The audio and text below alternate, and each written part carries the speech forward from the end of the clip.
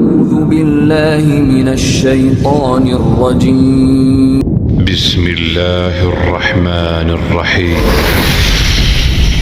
أعوذ بالله من الشيطان الرجيم بسم الله الرحمن الرحيم لقد من الله على المؤمنين إذ بعث فيهم رسولا من أنفسهم يتلو عليهم آياته ويزكيهم ويعلمهم الكتاب والحكمة وإن كانوا من قبل لفي ضلال مبين وقال رسول الله صلى الله عليه وسلم إنما بعثت معلما وقال رسول الله صلى الله عليه وسلم إنما بعثت لأتمم مكارم الأخلاق أو كما قال رسول الله صلى الله عليه وسلم صدق الله وصدق رسوله النبي الكريم اللهم صل على سيدنا ومولانا محمد وعلى آل سيدنا ومولانا محمد وبارك وسلم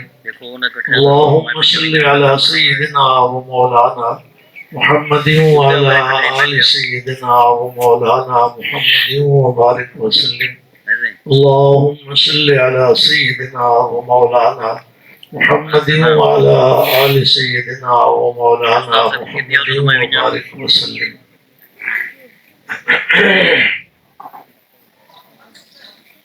روحانی اجتماع کا ماحول ہے. ہمارے مخدوم بزرگ جناب مولانا عبد القادر ڈیروی رحمہ اللہ و نور اللہ مرکزہ دنیا میں بہت خوبصورت وقت گزار گئے اور ساری زندگی اپنے آپ کو خدمت دین کے لیے وقف رکھا. ہر پھول کی اپنی خوشبو ہوتی ہے.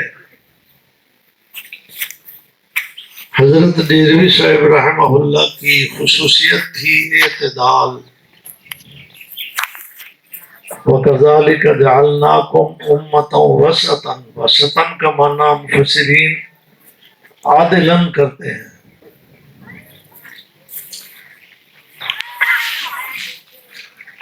بہت سارے لوگ کسی کی محبت میں افراط کا شکار ہو جاتے ہیں. کچھ لوگ تفریق کا شکار ہو جاتے ہیں. لیکن الحمدللہ ہمارے بزرگ جناب ڈیروی صاحب رحمۃ اللہ علیہ کسی بھی مسئلے میں نہ افراط کا شکار ہوئے نہ تفریق کا شکار ہوئے. افراط کا مطلب ہے حد سے بڑھ جانا. تفریق کا مطلب ہے حد سے نیچے اتر آنا. کچھ لوگ ساتھ پیوند لگا لیتے ہیں دین میں. کچھ لوگ قطع غریر کر کے اس میں کمی واقع کر دیتے ہیں. اللہ کا کرم تھا حضرت پر کہ حضرت اعتدال کے ساتھ ساری زندگی چلتے رہے اور اپنے مریدین اور عقیدت مندوں کو اسی اعتدال والے راستے میں چھوڑ گئے. کہو الحمدللہ.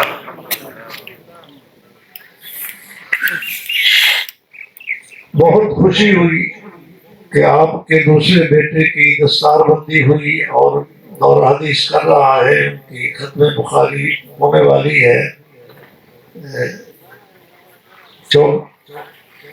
یکم مارچ کو کبیر والے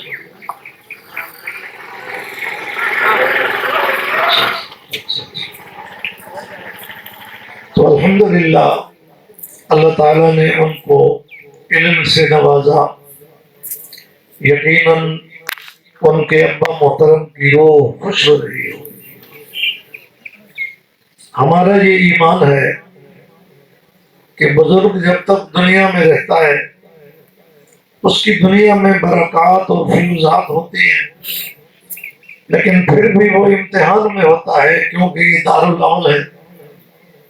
جب دنیا سے اللہ کے ہاں مہمان ہو جاتا ہے تو اس کی برکات وہاں بھی ہوتی ہیں اور وہ برکات دنیا کی طرف بھی منتقل ہوتی رہتی ہیں۔ فرق یہ ہے کہ یہاں دنیا میں وہ دارالامتحان میں ہوتا ہے اور وہاں وہ انعامات پا رہا ہوتا ہے۔ جب آدمی انعامات پا رہا ہوتا ہے تو اس کی برکات بڑھ جاتی ہے۔ آج آپ کے اس اجتماع میں، اس خوبصورت مجمع میں جہاں داڑیاں پگڑیاں نظر آ رہی ہیں، یقیناً ان کی محنت کی جھلک ہے کہ وہ جس راستے پر آپ حضرات کو لگا گئے، آج اس کا ان کو ثمر مل رہا ہے، اور آپ اس راستے پہ چل کے انشاءاللہ وہی ثمر وصول کرنے والے ہیں۔ میرے بعد ہمارے مخدوم مولانا شہاب الدین دامت برکاتہم بیان کرنے والے ہیں۔ یہ ہمارے اس مرکز سے آئے ہیں جو ہم نقش بندیوں کا سب سے بڑا مرکز ہے، موسیٰ زئی شریف۔ میں وہاں کئی دفعہ حاضر ہوا ہوں۔ وہاں ہمارے 3 شیخ سوئے ہوئے ہیں، خواجہ دوست محمد قندھاری، خواجہ عثمان دامانی، خواجہ سراج الدین رحمہ اللہ۔ یہ تمام حضرات تینوں وہاں ایک ہی جگہ میں سوئے ہوئے ہیں، اور وہاں رات دن انوارات برس رہی ہیں۔ انشاءاللہ خانقاہی زبان میں وہ آپ سے خطاب کریں گے اور ہم سب کا دل ٹھنڈا ہوگا۔ ہمیں ان کی زیارت کر کے بہت خوشی ہو رہی ہے، اس لیے کہ میرے شیخ حضرت دیلوی صاحب کے شیخ یہ فضل علی قریشی رحمۃ اللہ علیہ سے فیض یاب ہے، اور فضل علی قریشی رحمۃ اللہ علیہ فیض یاب تھے اس خانقاہ سے، موسیٰ زئی شریف سے۔ وہ سلسلہ ہم سب کا ادھر ہی جا رہا ہے۔ اللہ کا شکر ہے کہ ہمیں اللہ نے ایسے لوگوں کے ساتھ جوڑا ہے جو جنت کا راستہ دکھاتے بھی ہیں اور جنت کا راستہ چلاتے بھی ہیں۔ کہو الحمدللہ۔ ہمارا یہ نظریہ اور عقیدہ ہے اور حقیقت پر مبنی ہے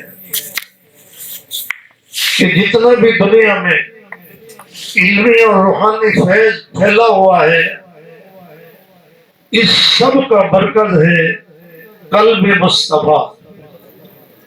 رسول پاک صلی اللہ علیہ وسلم کے قلب اطہر پر آسمان سے وحی کی شکل میں علم و معرفت اترتا تھا، آپ اسے امت میں بانٹتے تھے۔ آپ کے اس چشمہ نور سے، چشمہ ہدایت سے 2 نہریں جاری ہوئی، ایک علمی نہر، دوسری روحانی نہر۔ میں علمی نہر کو دودھ سے تعبیر کر رہا ہوں اور روحانی نہر کو شہد سے تعبیر کر رہا ہوں۔ یہ بہت میٹھی ہوتی ہے۔ دودھ کی نہر بھی وہیں سے جاری ہوئی اور شہد کی نہر بھی وہیں سے جاری ہوئی، اور ہمارے اوپر اللہ کا یہ احسان ہے کہ ہمارے دونوں سلسلے موجود ہیں، علمی سلسلہ بھی موجود ہے، روحانی سلسلہ بھی موجود ہے۔ سلسلہ کہتے ہیں زنجیر کو، کہ ایک زنجیر دوسری سے جڑی ہوئی ہوتی ہے، وہ آگے جڑی ہوئی ہوتی ہے۔ تو یہ جو ہمارے پاس آج علمی فیض موجود ہے، یہ بھی سلسلہ بسلسلہ حضور پاک صلی اللہ علیہ وسلم تک جا پہنچتا ہے، اور جو ہمارے پاس روحانی فیض موجود ہے، یہ بھی سلسلہ بسلسلہ حضور پاک صلی اللہ علیہ وسلم تک جا پہنچتا ہے۔ درمیان کے اندر کسی دور میں بھی رابطہ کٹا نہیں ہے، مسلسل یہ رابطہ آ رہا ہے۔ کتنی نہریں وہاں سے آ رہی ہیں؟ کون کون سی؟ علمی اور روحانی۔ علمی نہر کے پھر 3 حصے ہو گئے۔ کچھ قرآن پاک کی خدمت کرنے والے ہیں جن کو قراء کہتے ہیں، کچھ حدیث پاک کی خدمت کرنے والے ہیں جن کو محدثین کہتے ہیں، کچھ فقہ کی خدمت کرنے والے ہیں جن کو فقہا کہتے ہیں، تو علمی نہر کے 3 حصے ہو گئے، قراء، محدثین اور فقہا۔ اب ہمارے پاس وقت کم ہے، ورنہ میں دلائل سے آپ کو بتاتا کہ ہمارے پاس قرآن جیسے مسلسل واسطوں کے ساتھ پہنچا ہے، اور یہ رسول پاک صلی اللہ علیہ وسلم کے چشمہ ہدایت سے جاری ہوا ہے، جس کا آغاز غار حرا میں ہوا۔ جس طرح احادیث کا سلسلہ مسلسل ہمارے پاس پہنچا ہے، اس کا آغاز بھی غار حرا سے ہوا، کیونکہ زمین پر قرآن کی اور حدیث کی تاریخ ایک ہی ہے۔ بخاری شریف ہمیں بتاتی ہے جہاں سے قرآن پاک کی آیات کا سلسلہ شروع ہوتا ہے زمین پر، وہیں سے احادیث کا سلسلہ بھی شروع ہو جاتا ہے۔ بالکل اسی طرح فقہ کا سلسلہ بھی رسول پاک صلی اللہ علیہ وسلم کے چشم ہدایت سے چلا ہے، اور وہ بھی مسلسل ہم تک پہنچا ہے۔ آپ نے قراء اور محدثین کے بارے میں تو بارہا سنا ہے، لیکن فقہ کے بارے میں بعض لوگوں کو اشکال ہو جاتا ہے کہ یہ تو امام ابو حنیفہ رحمۃ اللہ علیہ سے شروع ہوئی، یہ تو امام شافعی رحمۃ اللہ علیہ سے شروع ہوئی، یہ تو امام احمد بن حنبل سے شروع ہوئی، یہ تو ان ائمہ کرام نے فقہ کو تیار کیا۔ یاد رکھیے، فقہ جس طرح قرآن اور حدیث چشمہ ہدایت مصطفیٰ سے چلا ہے، اسی طرح فقہ بھی چشمہ ہدایت مصطفیٰ سے چلی ہے۔ رسول پاک صلی اللہ علیہ وسلم نے ایک صحابی کو یمن بھیجا تھا، حضرت معاذ کو رضی اللہ تعالی عنہ۔ فرمایا معاذ وہاں لوگوں کو مسائل بتائے گا، کہاں سے لے گا؟ اس نے کہا جی قرآن سے۔ نے کہا اگر قرآن میں نہ ملے؟ کہ جی جناب کے فرمان سے۔ اگر میرے فرمان میں بھی نہ ملے؟ انہوں نے کہا اجتہاد سے۔ کیا کہا؟ یہ فقہ ہے، قرآن حدیث کو سامنے رکھ کے اس سے جو جزیات نکالے جاتے ہیں اس کو کہتے ہیں فقہ۔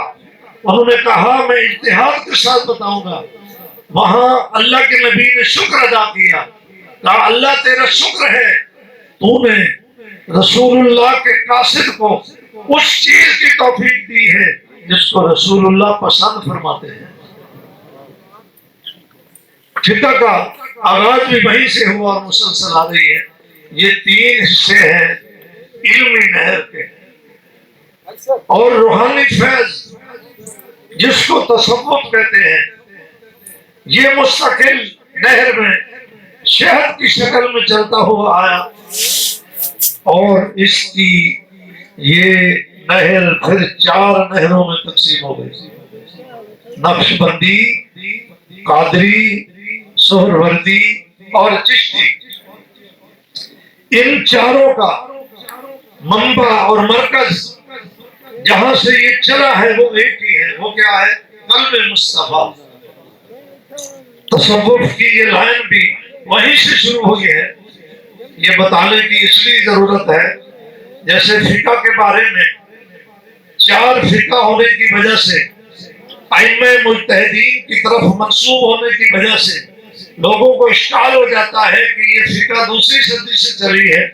اسی طرح تصوف کی نسبت بزرگوں کی طرف ہونے کی وجہ سے یہ تصور کر لیا جاتا ہے کہ یہ تصوف کا سلسلہ بھی درمیان سے چلا ہے۔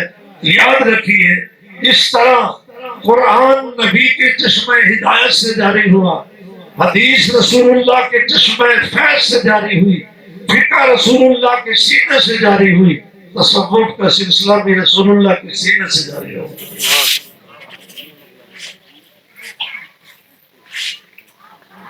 قرآن پاک کی میں نے آیت پڑھی ہے، اس میں 3 چیزوں کا ذکر ہے: قرأت قرآن، تعلیم کتاب و حکمت اور تزکیہ۔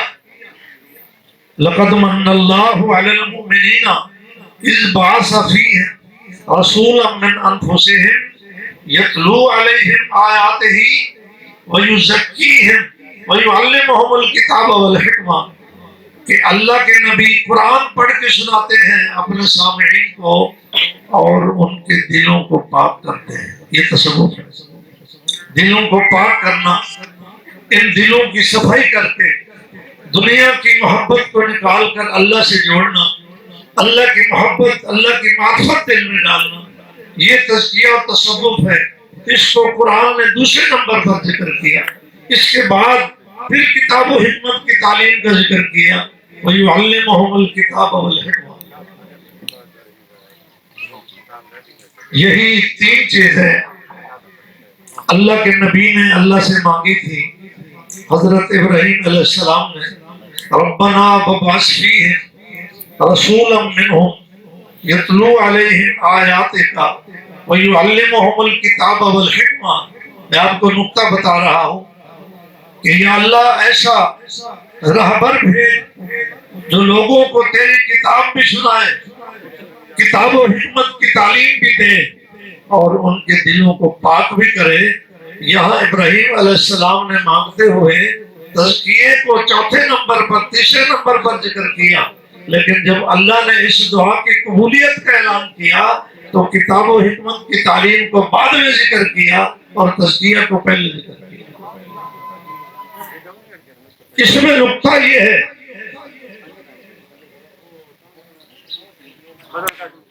کہ جو آدمی قرآن پاک کا قاری ہے وہ صوفی بھی ہوتا ہے۔ تو جو ہے جو قرآن پاک کا قاری ہوتا ہے وہ بولو صوفی بھی ہوتا ہے۔ لیکن کبھی ایسا ہو سکتا ہے کوئی قرآن کو یاد کر لے اور صوفی نہ ہو۔ جو محدث ہوتا ہے وہ صوفی بھی ہوتا ہے، لیکن کبھی ایسا ہو سکتا ہے کہ حدیث کو یاد کر لے لیکن صوفی نہ ہو۔ جو آدمی فقہ کے مسائل یاد کر لیتا ہے وہ صوفی بھی ہوتا ہے۔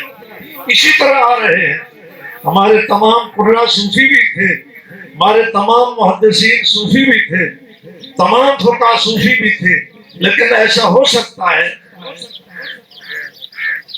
صحابہ کرام جو تھے یہ سارے قرآن کے قاری نہیں تھے۔ صحابہ کرام سارے قرآن کے قاری نہیں تھے، سارے محدث نہیں تھے، سارے فقیہ نہیں تھے، لیکن صوفی سارے تھے۔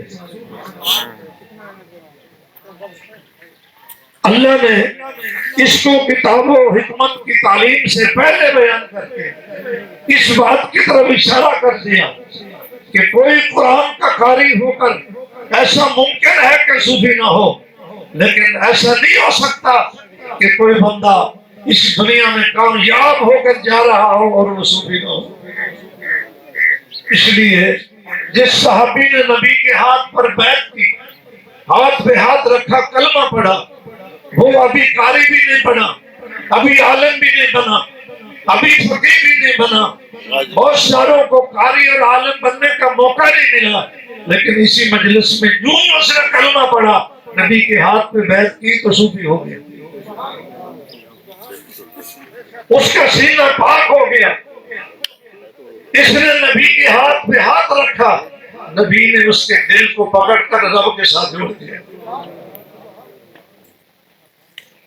تو یہ سلسلہ تصوف کا بھی وہیں سے آ رہا ہے، اور ہمارے صوفیہ کرام نے ان سلسلوں پر محنت فرمائی اور اپنے اپنے طریقے علاج تجویز کیے تجربات کی دنیا میں۔ اس لیے ان کی نسبت ان سلسلوں کی طرف ہو گئی کہ کوئی قادری سلسلہ ہے، کوئی چشتی سلسلہ ہے۔ ان چاروں سلسلوں کا مقصود ایک ہی ہے کہ اللہ کے بندے بن جائیں، اللہ کے بندے یہ عبداللہ بن جائیں، یہ دنیا کے بندے نہ رہے، یہ رب کے بن جائیں، رب والے بن جائیں۔ تمام سلسلوں کا مقصد یہی ہے۔ جیسے 4 طریقے علاج چل رہے ہیں، ایک پرانے زمانے سے طب آ رہی ہے، ایک نئے زمانے میں ڈاکٹری شروع ہو گئی ہے، ایلوپیتھی، ایک اس کے بعد ہومیوپیتھی شروع ہو گئی ہے، اور ایک آج کل علاج بالغذا ہے۔ یہ 4 سلسلے ہیں جسمانی صحت کے لیے۔ ان چاروں کا مقصود کیا ہے کہ آدمی کا جسم تندرست ہو۔ ڈاکٹر کا بھی یہی مقصد ہے، طبیب کا بھی یہی مقصد ہے، ایلوپیتھی اور ہومیوپیتھی کا یہی مقصد ہے، علاج بالغذا کا بھی یہی مقصد ہے۔ طریقہ علاج ہر ایک کا الگ الگ ہے، کوئی گولیاں دیتا ہے، کوئی ٹیکے کرتا ہے، کوئی قطرے ٹپکا کے دیتا ہے، کچھ غذا کھلاتا ہے، لیکن مقصود سب کا ایک ہے کہ جسم تندرست ہو جائے۔ بالکل ان چاروں سلسلوں کا کوئی ذکر جہرن بتاتا ہے، کوئی ذکر سرن بتاتا ہے، کوئی ذکر اللہ بتاتا ہے، کوئی کھڑے ہو کر ذکر کرتا ہے، کوئی بیٹھ کر ذکر کرتا ہے، کوئی مراقبات کرتا ہے، کوئی اپنے شاگرد کو مرید کو کسی لائن سے چلاتا ہے، کوئی کسی سے، لیکن مقصود سب کا ایک ہے کہ سارے اللہ کے بندے بنتے ہیں۔ قل ان صلاتي ونسكي ومحياي ومماتي لله رب العالمین، سارے اس مقام پر پہنچ جائیں کہ ان کا جینا مرنا کھانا پینا ہر چیز رب کے لیے ہو جائے۔ میں بات کو ختم کرتا ہوں کیونکہ حضرت کا مفصل خطاب ہوگا۔ مجھے میرے عزیز مولانا محمد احمد صاحب نے حکم فرمایا ہے کہ تھوڑا سا ذکر بھی ہو جائے۔ کیا خیال ہے؟ یہ جو خانقاہی نظام ہوتے ہیں نا، خانقاہی اجتماعات ہوتے ہیں، اس میں تقریر مقصود نہیں ہوتی۔ ہمارے بعض بزرگ تو بولتے ہی نہیں تھے، جیسے خواجہ خان صاحب رحمۃ اللہ علیہ تقریر نہیں کرتے۔ کسی نے کہا حضرت آپ تقریر نہیں فرماتے، فرمایا اگر کسی کو ہماری خاموشی سے فائدہ نہیں ہوگا تو بولنے سے بھی نہیں، کیونکہ ان لوگوں کی زبان کی خاموشی ہے، دل کی خاموشی نہیں ہے۔ یہاں سے نور کی شعاعیں نکل نکل کر جو سینوں میں پروش ہوتی ہیں وہ ان کو اللہ والا بنا رہی ہوتی ہے۔ اور یہ جو اجتماعات ہوتے ہیں یہ تذکیر کے لیے تھوڑی تھوڑی گفتگو ہوتی ہے، اصل اس میں اعمال ہوتے ہیں۔ ذکر بھی ان اعمال میں سے ایک عمل ہے۔ انشاءاللہ ہم تھوڑی دیر ذکر کرتے ہیں۔ مولانا محمد احمد رحمۃ اللہ ہمارے عزیز بھائی کو حضرت دیوی رحمۃ اللہ علیہ کے جانشین ہونے کی حیثیت سے اللہ نے ان کو یہ مقام عطا کیا ہے کہ یہاں ذکر بھی کراتے ہیں اور الحمدللہ سلسلے کو چلا رہے ہیں۔ اور مجھے اللہ کی رحمت سے امید ہے کیونکہ یہ بچہ شروع سے نیک طبیعت ہے۔ دیوی صاحب نے ان کو ابتدائی تعلیم کے لیے ہمارے مدرسے میں داخل کیا، اور جب تک یہ ہمارے پاس پڑھتے رہے تو حضرت دیوی صاحب کی کثرت سے آمد رفتی، ہمارے ساتھ ان کی محبت تھی، ہماری بھی ان کے ساتھ محبت تھی۔ تو یہ تعلیمی زمانے میں بھی نیک فطرت، یہ اللہ کی طرف سے دین ہوتا ہے کہ طالب علمی میں ہی صحیح سلیم الفطرت طبیعت اللہ بنا دے۔ الحمدللہ سلسلے میں چل رہے ہیں اور مجھے اللہ کی رحمت سے امید ہے کہ حضرت رحمت اللہ علیہ کا یہ سلسلہ اس سے بھی زیادہ ترقی کرے گا۔ کہو انشاءاللہ۔ ہم 4 تسبیح کا ذکر کریں گے کیونکہ ہمارے شیخ ہمیں اسی طرح سکھا گئے، لا الہ الا اللہ، الا اللہ، اللہ اور اللہ۔ یہ 4 تسبیح کے بعد تھوڑا سا مراقبہ ہوگا، پھر شیخ کا بیان شروع ہوگا۔ درود پاک پڑھیں۔